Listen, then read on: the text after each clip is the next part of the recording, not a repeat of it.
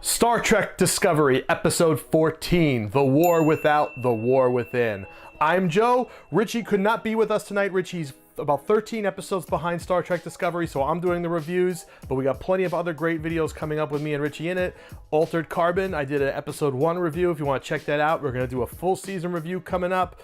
Toy unboxings, movie reviews. Please subscribe to our channel. We'd love to have you along. Again, please subscribe to the Joe and Richie channel. We went into the Mirror Universe arc with them having cracked the Klingon cloak. They're waiting to calculate the formula to send out to all the fleet. They're about to jump to Starbase, whatever.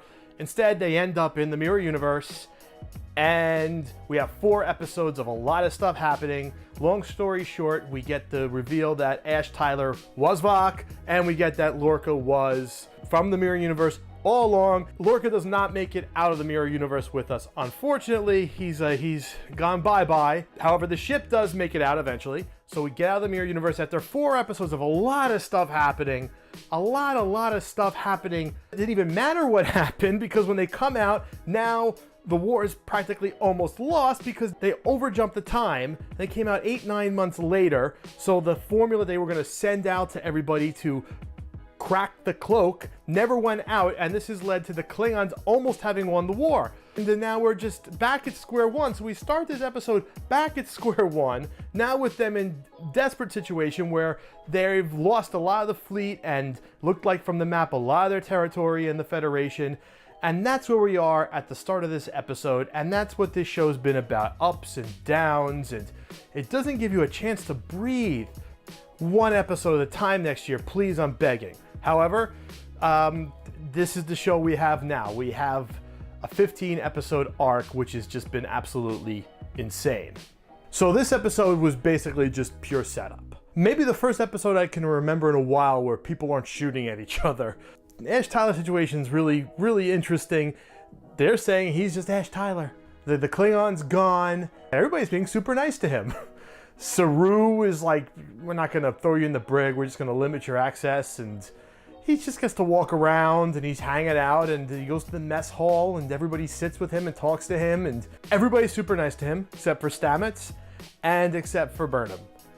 How do you come back from that? You killed a guy, you tried to kill her, you're really a Klingon who is species reassigned. It's just, I don't know where they're going with that. It has some level of interestingness to it, but I don't know. So that was the subplot that kind of went up throughout. It kind of ended with Michael dumping him. Sort of.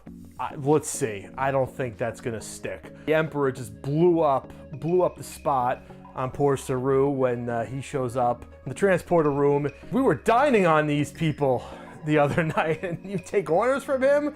So that was, that was an interesting interaction. And again, we have the most forgiving people on the planet, because then Saru is like, oh, you lied to me about, I asked if there was any Kelpians. You lied to me. And then he's instantly over it. He's instantly over the lie. She's instantly over the fact that Michael brought back the villainous Emperor of the Terran Empire. Whatever, so that's fine. The Admiral is back. She recovered from whatever her injuries are. She storms the ship with Sarek. Mind meld ensues. They figure out what happened. They learn about the whole business with Lorca. They fill them in about how the war is going really poorly. They fill them in about how 24 Klingon houses are basically using the Federation as sport. There's no unified leadership. They're just destroying and maiming and doing their best to kind of, see who's the most vicious of the Klingons. So that's what the war has become. These Klingons are becoming very unrecognizable, not only in their outfit, but their mannerisms. I guess we're used to the Worf Klingons that we've dealt with for so long that had a sense of honor. These are they're unrecognizable as Klingons. I'm almost at the point now where I feel like they might as well have just made this a new race. I don't know what Klingon Empire this is. This is outlandish. The techno-babble plan to end all techno-babble plans. Now, it's another thing I'm starting to realize about this show. The techno-babble is too complex, yet too important to the story, too important to what's going on. That's a problem with this show. There was always technobabble if I go back to the Next Generation, and if it was hard to understand, it wasn't critical to the plot. If it was critical to the plot, you understood it. This, it's like, it's hard to follow. Their plan is that they're going to spore drive into Kronos to map it, so then after they map it, they can knock out planetary defense. But to do that, they have to go to another planet and repopulate their spores. But then you find out after that that the Emperor has another thing that she's going to want them to do to actually win, which we haven't learned yet. It just seems like it's going to be devious. So it's like this technobabble stuff, it's almost tough to follow. It's been like that almost the whole series, that you have to pay real close attention to figure out what they're actually doing. So I have a problem with that. And then finally, the last thing that happened was that we have Captain Georgiou's gonna lead them into the final mission. Now, I don't know why that is. That one I didn't get.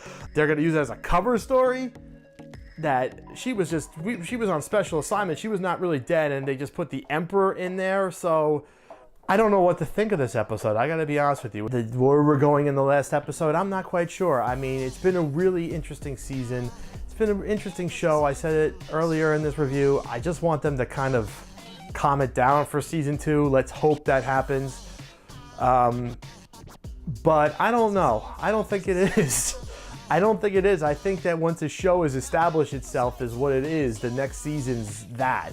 So as much as I'm hoping season 2 is going to be more, one at a time, standalone adventures, I have a feeling that once you set the precedent that season 1 is just a big overall arc, I think season 2 is going to have to match it. So hopefully I'm wrong, but I have a feeling we're going to have another. For all we know, at the end of this next episode, you're going to think everything's all settled, and they're going to throw some curveball at you that makes it just go on and on. So hopefully I'm wrong about that, but let's hope I'm wrong. There it is, The War Without, The War Within. Please subscribe to our channel, the Joe and Richie channel. We have a lot of great videos coming up. We're going to be doing a review of The Ritual, which is going to drop on Friday on Netflix, so please come for that.